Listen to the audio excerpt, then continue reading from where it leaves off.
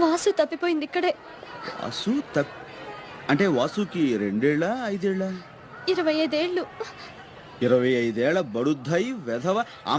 ఇదిగో వాసుని వెధవా గిదవా అని ఇంకొక మాట అన్నావంటే అన్ను. ఇంతకీ వాసు గారు ఎవరు? నేను వాసు కాబోయే భార్యాభర్తలం. భార్యాభర్తలం.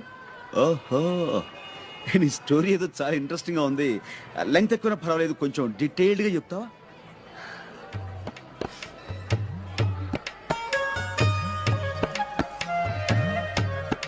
చెప్తాను. 7 జన్మల బంధం మాది.